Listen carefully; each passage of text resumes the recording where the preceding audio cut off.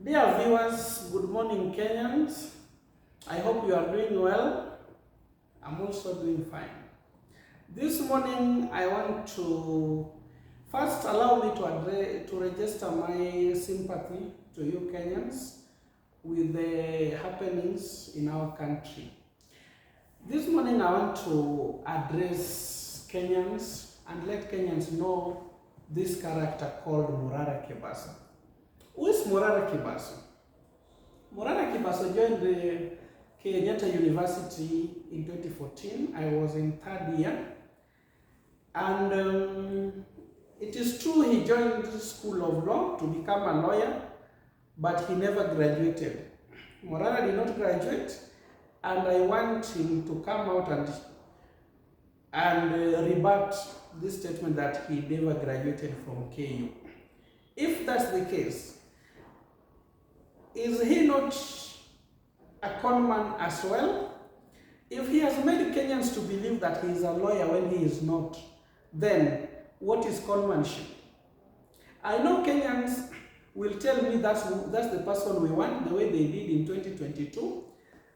Whatever they were being told, we ndio tunataka. And I'm very sure, regardless of what I'm going to expose here about Morara, they will still tell me, we ndio tunataka.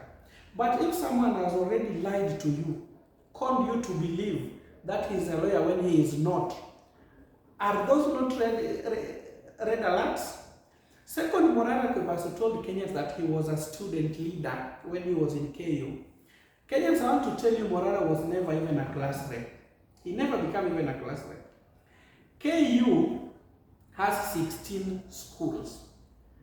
And any student leader can only represent his school at a particular time if he is not vying executive post. Morara was never even a Congress for School of Law.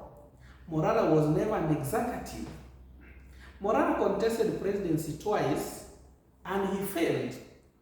The only thing which Morara did, which I don't know if there is any seat called presser, addressing the press. That's the only thing Morara did. And you know, addressing the press, it depends with your courage.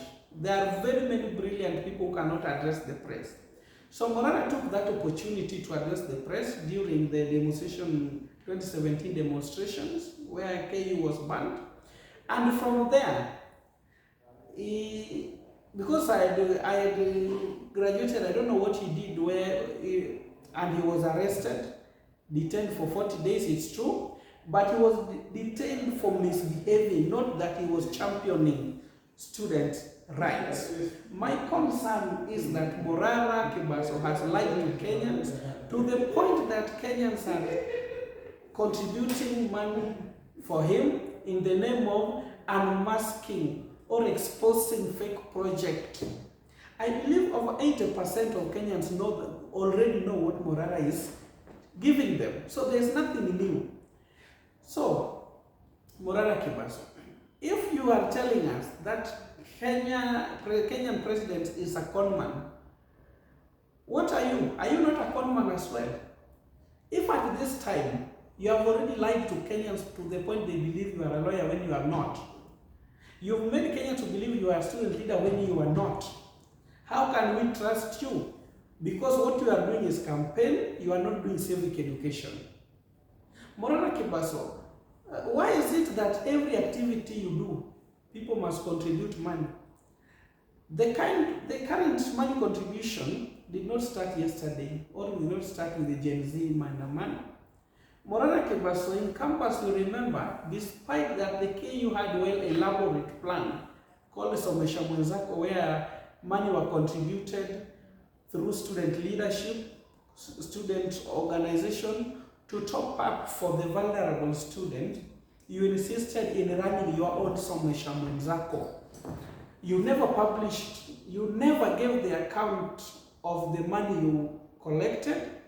And when I challenge you to give a list of students who have benefited from that program you are using to contribute money, Morara KEBASO, your answer was, we maliza shule kuja nikupe internship. Kwa hiyo fake program, ulikuwa unataka kunipa internship. So Morara KEBASO, The other time you did a video where you were telling Kenyans they deserve bad leadership, and all of a sudden that video is not in your TikTok account. What happened to it? You realize you are the likes of Elijah Bogita, who used to campaign for you in KU, they are calling themselves your strategists. They are telling you what to do if you want to become president.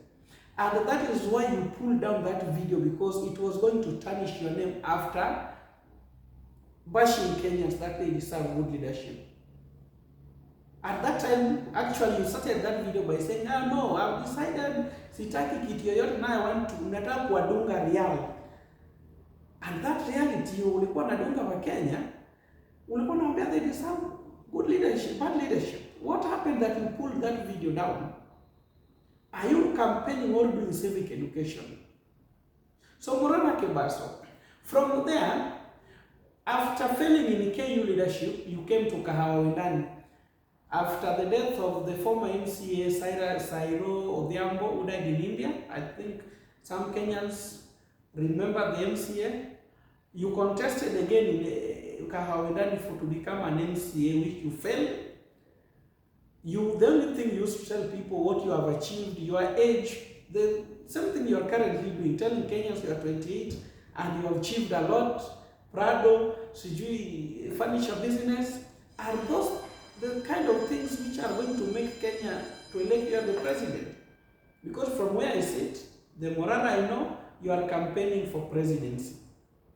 Morara KEBASO, I know Kenyans